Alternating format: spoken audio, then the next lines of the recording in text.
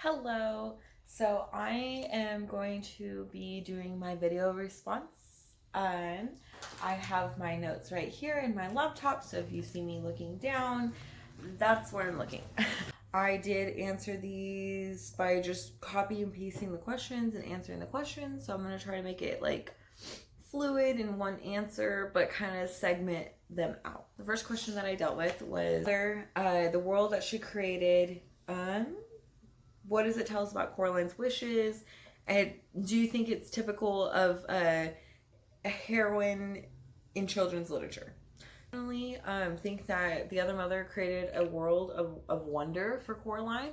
She made sure she was never bored. She made her food that wasn't recipes, which also makes me laugh because I make recipes. So I wonder how my kids will see that when they're older. The parents more present, so she got the validation she was seeking, Coraline was seeking. It also is very much like the typical representation of the heroine's journey, the hero's journey. And it's typical in these following ways. It's typical because the hero is called to an adventure. She is crossing a threshold to a whole new world, so she does do that. She crosses over in the corridor.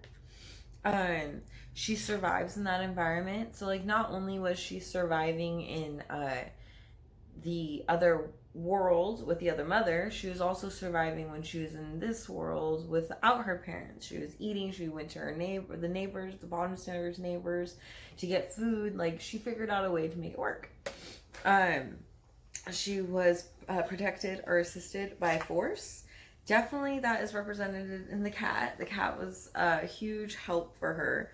And the hero matures. She definitely becomes mature and becomes a new person. She arrives home after fulfilling her destiny too. House is represented in the book Coraline. There's this quote from the reading that was provided to kind of understand that abstract concept, and I'd like to read it for you guys. It says, in Coraline, the house represents the unknown that Coraline fears. She must explore it if she wants to progress to the next stage of her development. So I thought this quote was very interesting, because I kind of thought that the top and bottom of the home where there were other people living was kind of like the world going on around Coraline, and then Coraline had to deal with her own coming of age, or coming to accept who she is. That the corridor also represents the negative side of Coraline, or any human. Any human has their negative attributes, and I think a line in the book when she talks about how her dad saved her from the bees and then went back and got his glasses, that he was only brave to go back after he knew that there was bees there. He wasn't brave to only respond to something he didn't know was there. The other mother is depicted as a spider because in the book, there's a part of the book that talks about how Coraline doesn't like spiders. There's another part of the book that talks about how the other mother slurps up these bugs. Is very spider-like. She's referenced throughout the book as being a spider. Those are most people's fears. Role and identity question. About the names, I definitely take that personally. I like to spell my name with 2 M's, so S-A-M-M. And when I see other people spell my name with only 1 M, and that's supposed to refer to me, it's weird. It's like, that's not me, that's not my name. And I do kind of relate how she never would stand up for herself about her name, but then at the end you see her kind of be like, no, my name is Coraline. Like, she takes that acceptance. And so I think it was very interesting how she didn't learn who the old man's name was until later in the story. So she didn't know his name was Bobo until later.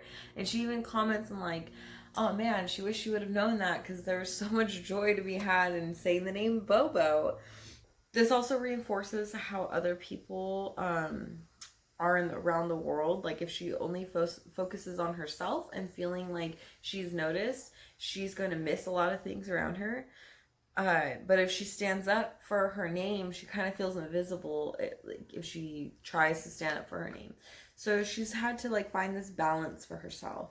And the last question that I dealt with it was the two questions about Alice in Wonderland. I kind of squeezed their answer into one.